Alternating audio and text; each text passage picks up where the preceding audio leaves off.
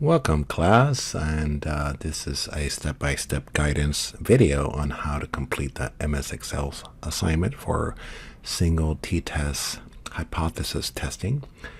Okay, so on the right side we have the directions, on the left side we have the spreadsheet. They are both uploaded in Canvas, so you can download them and so you can complete this assignment. Okay, so I'm just gonna read the background. You'll use a one sample t-test to determine if your organization's average salary differs from the national average of 25,000. So like I said, you are given the instructions and the data set. They're in Canvas, and we're gonna state the null hypothesis, which is in step 1, that the population mean equals the national average. So we're basically saying the average. Essentially, the population mean equals the national average. And the alternative hypothesis, we're saying that the population mean differs or is not equal from the national average. Step 2, it is two-tailed test because our alternative hypothesis has a non-equal. It could be bidirectional. It could go higher or lower, so it's two-tailed. We are given with the alpha of 0.05 or 95% confidence level. And we are using a t-test because we are not given the standard deviation of the population. Okay, so in step 3, I did provide you with a table that contains the formulas that you can copy and paste from. Carefully copy and paste each formula from column C into your Excel spreadsheet, making sure to place each formula in its corresponding cell, C1 through C7.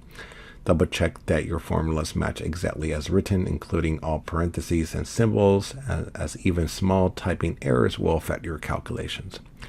Okay, so essentially I'm going to just copy and paste these formulas. These are Excel formulas. Make sure you get the equal sign and just paste it in there. Sometimes you may want to put the double click for the cursor, paste it in there, press enter. All right, I get my value.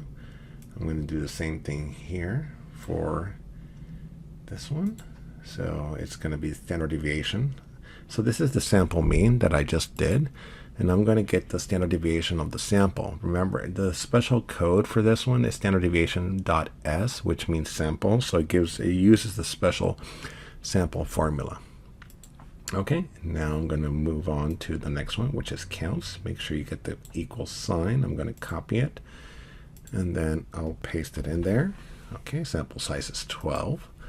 I'm going to scroll down. I'm going to get degrees of freedom, essentially a sample size minus 1. So make sure you just get the equal sign. Oops. So sometimes you may get little things like that where it gets more.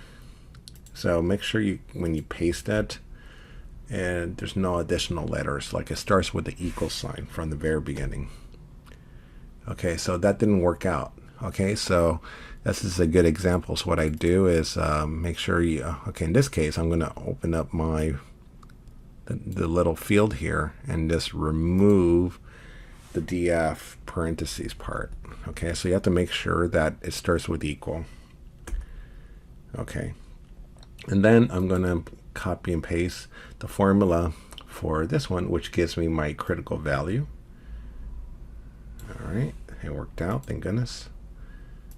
I'm going to paste it here, make it easier for me. All right, that gives me my critical value. Remember, critical values is my test, my thresholds for my regions of acceptance and rejection. Okay, so the next value we're going to be calculating is the t statistic. It's basically the calculation you get from calculating the formula, which is like sample mean minus population mean divided by the standard deviation of the sample over the square root of the sample size. So Excel would just do that calculation for you. All you need to do is make sure you copy and paste the right formula. Now I made it small, but just make sure you just copy and paste this formula. Okay, and then just copy it and then go to this corresponding cell. You can just click the cursor there and paste it in there, and then press enter, and it should give it to you. And then the new thing I want to show you is the p-value. P-value basically gives you the information. It's like, what is the probability of this happening by chance? So if your goal is to see meaningful, real differences, you want this to be as small as possible. So essentially, like I said, the p-value gives you the chance, the probability of this difference between the two means happening by chance. Now, p-value and t-statistic, they go hand in hand. The bigger the t-statistic, the smaller the p-value. Okay, so remember, t-statistic essentially measures in standardized values the differences between the two means. So the bigger the difference between the two means, the bigger the t-statistic, which also means the lower the probability of this happening by chance. Okay, so I'm going to copy and paste the formula. Give me one moment here. And I'll paste it here. And it gives me a p-value of 0.07. Okay, so now I need to start interpreting my results. So if my t-statistic, which is this, is bigger than my critical value of this, then I reject the null hypothesis. However, I know they look similar, so don't be fooled if it looks similar, but the t-statistic obviously is lower because it's 2.02. The critical value is 2.2. So in this case, if my t-statistic, which is 2.02, is smaller, okay, smaller than my critical value of 2.02, then I accept the null hypothesis. So to make this a little bit more clear, my critical values is here. I'm going to put them right here for you to see. Negative 2.2 and positive 2.2. Okay, so these are my thresholds. Okay, these are my critical values. It's like going to the website that I provided to you, but in this case, Excel calculates it for you. And then you get this calculation of the t-statistic.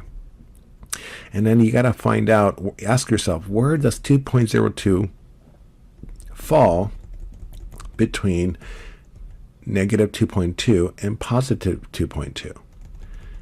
So in this case, it is in between these two values. So it landed in the region of acceptance.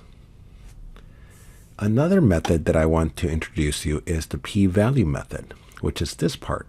Again, the bigger the t-statistic, the smaller the p-value. In this case, since, as you know, it landed in the region of acceptance and our alpha level is 0.05, basically meaning that we want to, we would only reject the null hypothesis if our probability of getting such result is 0.05 or less, or at least less than 0.05. In this case, the probability of us getting these differences of means is 0.07, which is higher than 0.05. That means it didn't reach our threshold of being less than 0.05. So if this value would have been less than 0.05, as you can see on the right side, we would reject the null hypothesis. But since it's higher than 0.05, it's actually 0.07, we accept it.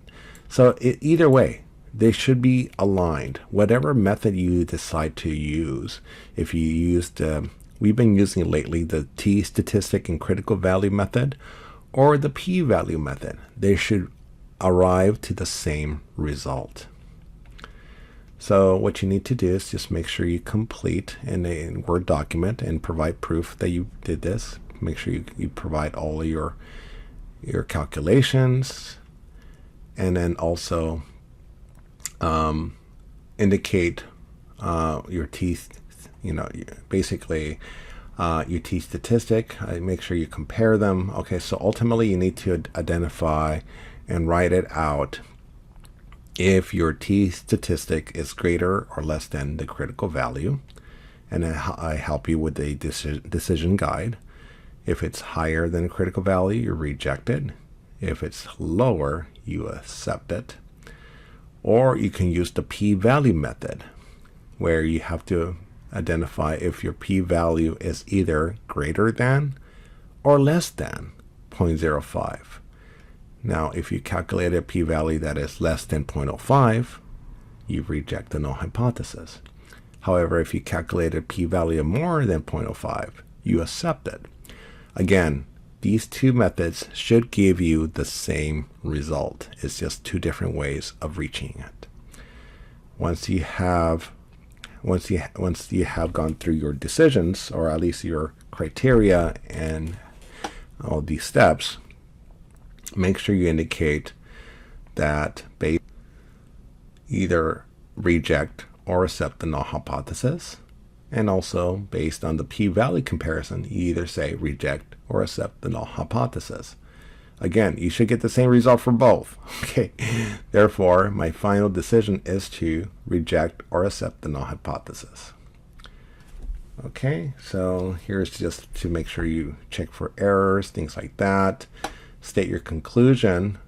You either reject or accept the null hypothesis at the alpha level, 0.05 level. And then the big goal ultimately is to write a sentence saying a group's salary is or is not, depending on your result, significantly different from the national average of 25,000. Groups typically make, and then you have to decide either to write more, less, or about the same as the national average. Okay, so it's really about just getting these calculations and then just going through the steps of what these values mean. I know it's a little bit different. Just follow the steps, do your best. It should all work out.